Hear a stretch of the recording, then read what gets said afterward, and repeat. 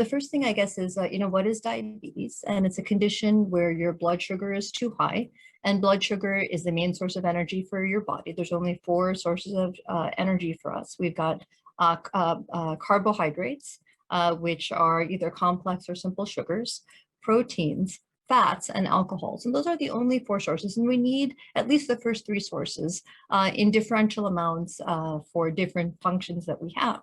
And it's very tightly regulated. Our blood sugar is very tightly regulated by insulin, which is a hormone made by the pancreas. And also it's part of a complex metabolic phenomenon where our blood fats, our blood sugars, all of our integrative functions of living are tightly regulated by our brain, our thyroid, and a lot of the other organs in our body that are part of our endocrine system, our hormone system. So people talk about different types of diabetes. The first one is type 1, which is where the pancreas doesn't work, but more commonly is type 2, which is really a lifestyle problem where we have a metabolic issue where the body doesn't handle excess carbohydrates very well or excess fats very well. Okay, there's also a few more types, but when we're talking about diabetes and reversal of diabetes today, we're talking about type 2 diabetes. So I want to be clear, we're not talking about the type that's due to pancreatic failure, okay? And I won't go into the details. There's a lot more things that we could talk about.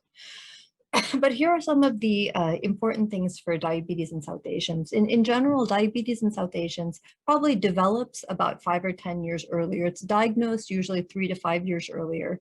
We've got 2 times the risk of diabetes than other ethnic groups. It develops at a lower body mass index. And in fact, if you're familiar with this concept of body mass index, it's really it's a proportion of sort of your height and weight.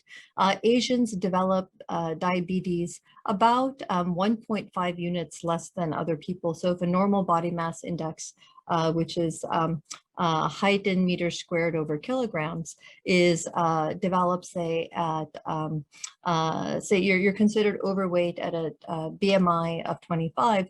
For Asians, it's 23.5, so everything's dropped at 1.5 lower. It's also often detected at lower stages because many of the people in the South Asian community don't seek regular healthcare.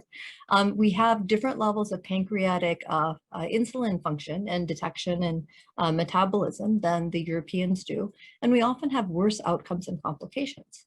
So when I say this, what are these outcomes and complications? And you've probably thought about things like stroke and heart disease and heart failure, which are very commonly thought of. So they've got 4 times the risk of heart disease, which is very important. And I put this slide up here just to remind us that diabetes is actually the leading cause of blindness in the United States, and it's preventable. Okay, so what we don't think about is the effect on the rest of our body and all the nerves. So having high blood sugar tags all of our nerves, it tags our blood vessels, and it causes abnormal growth of blood vessels. And it also causes a lot of problems with our nerve function where we lose pain sensation, muscles start to contract, and we have a motor neuropathy, which can progress to diabetic foot ulcers. And I apologize for the next couple slides since they are right around dinner time. But also you can have amputations, and people can become very debilitated. And the type of things, the risk factors for diabetic foot ulcer are kind of many of the things that you would think about with loss of motor neural function and peripheral artery disease. And I am just skipping, I just want to give you a sense of why you should care about this. And here are some numbers that you should remember as part of the community.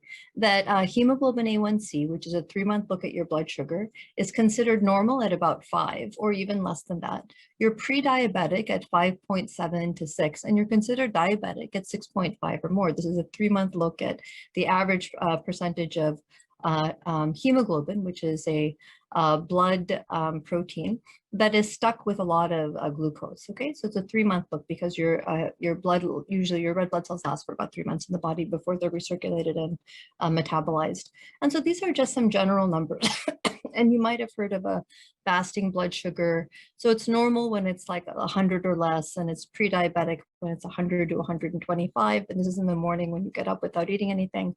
And then has a plasma, it's like you're diabetic at over 126. Okay.